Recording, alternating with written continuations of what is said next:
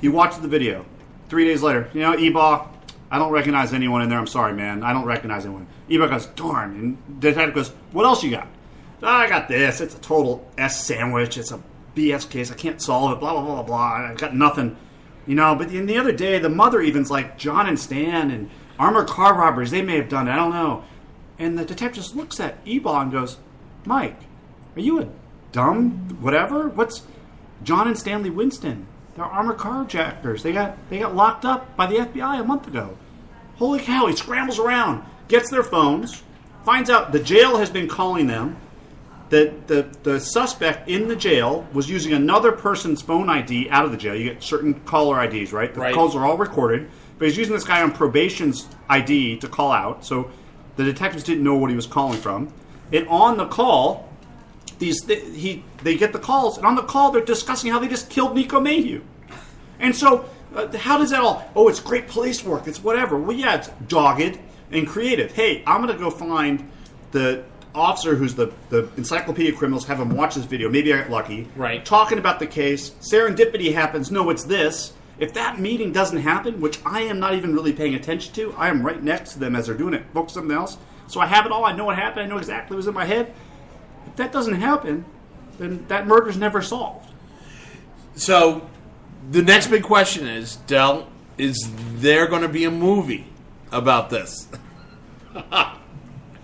Well, I think I got to sell some more books first. Oh, okay. And I don't think so. You don't think so? I don't know. I mean, you don't. I was talking to someone else, but selling books is really hard. Yeah. Like getting someone to willingly plunk down $30 for your book is like, even if you have great reviews and great word of mouth, it just...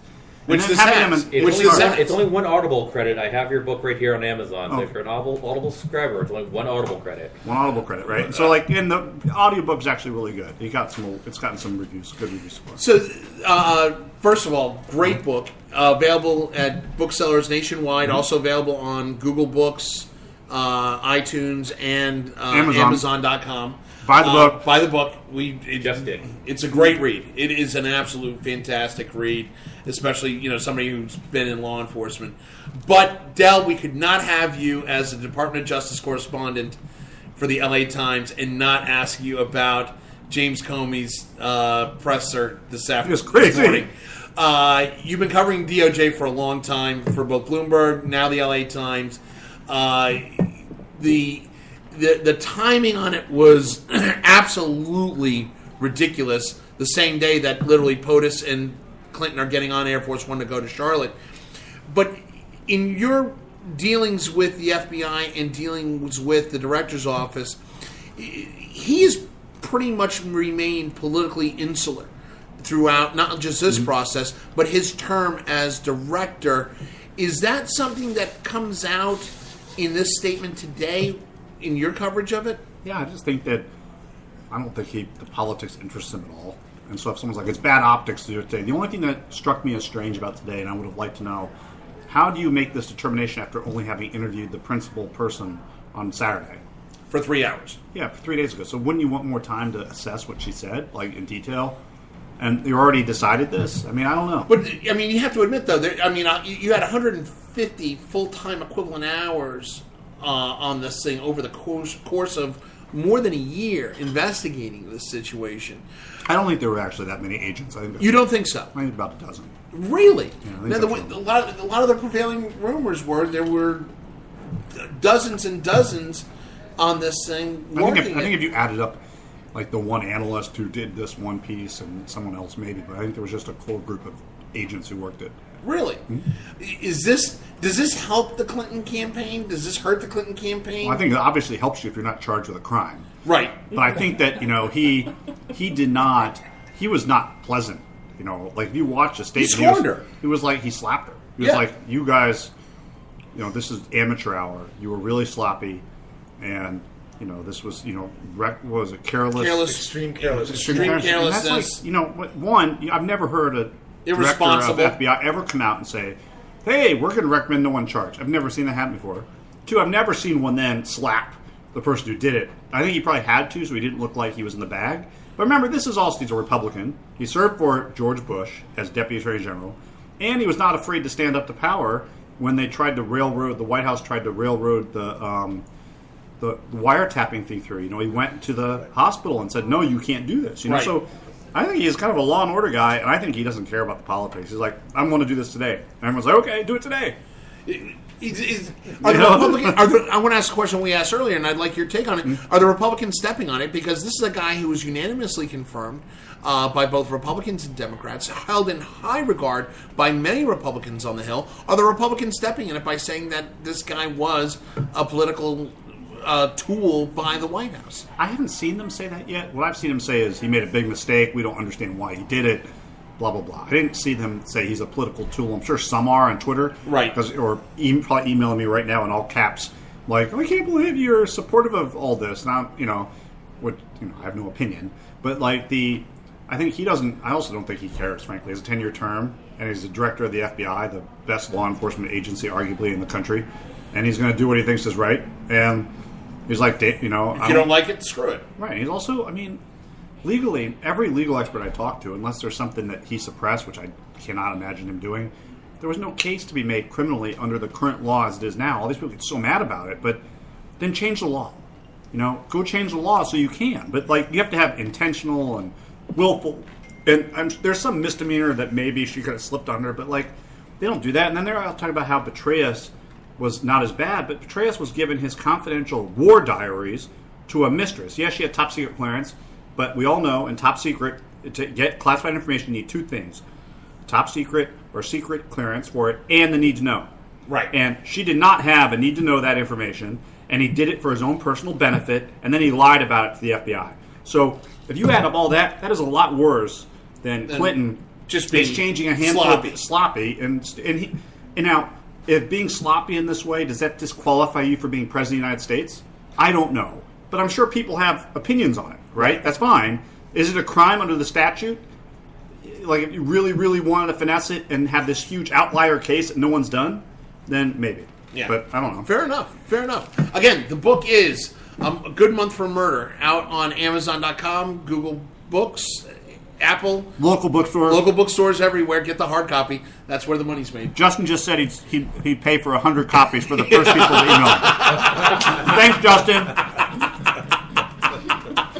So nice. Shameless. You all heard that too, didn't you? Yeah, we all heard it. It's now 99. I want one. Yeah.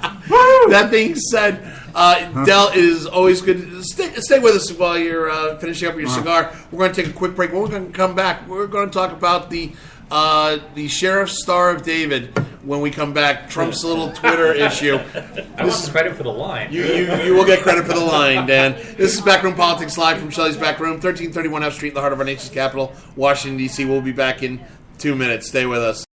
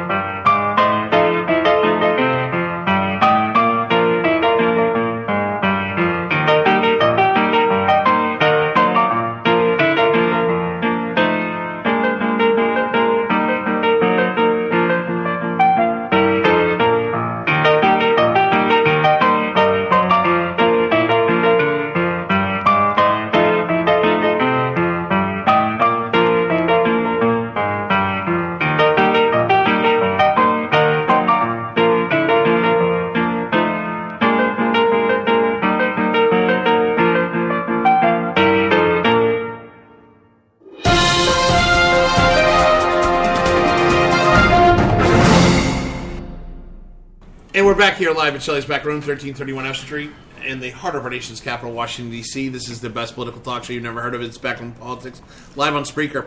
Hey, we want to talk the last segment about, we can't have a show without talking about Donald Trump stepping in it somehow, and, and asking you shall receive. This, over the weekend, there was a tweet coming out of Camp Trump that showed a picture of Hillary and a not so impressive picture of Hillary over a stack of cash with a 6-pointed star that gave her the award of the most corrupt politician ever.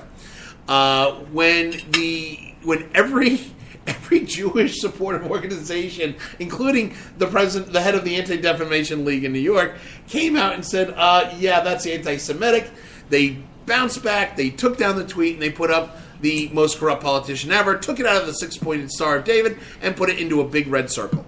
You can apparently still see the star underneath if you really look. But here's the thing: is Trump camp, instead of saying "Oops, we screwed up" and letting it go, double down and saying this is just the media just painting a picture of us being anti-Semitic. This is horrible. And oh, by the way, the 6-pointed star. Every sheriff's deputy wears the 6-pointed star, and it's not the Star of David. It's not Jewish. So let me just put out that this happened the same weekend that Eli Wiesel died. Yeah, we're going to talk about that. No, but I think we should be, because in his generation, people were forced to wear that star so they could identify themselves. So all of a sudden, Donald Trump, who's a prick, and I realize this is a family show, can say that, this blames it on the media. No. We are now getting to the point where you're going to tell Jews who faced extermination in the Holocaust, and one of the most famous of them died over the weekend, and you're going to say we should be going back to that nonsense? Let's not leave off the graphic here. It's also a Star of David over a pile of money. Right. So there are so many. There is. So I am not the knee-jerk anti-Semitic person. However, as soon as I saw this, I posted it with just a WTF, and just to see what the response from my friends, a lot of whom are Jewish as well, would say. And there was not a soul that didn't see that instantly. And to suggest anything other than he not only doesn't have the pulse of the people, but he's also flirting with some pretty horrible people online. Now, in the attempt to be impartial on this, Alan Moore, the 6-pointed star is a graphic that you get on Microsoft Clip Art. And if you were using, let's say, PowerPoint to come up with this graphic, it would be something that would be available to you, and it would be an attention getter.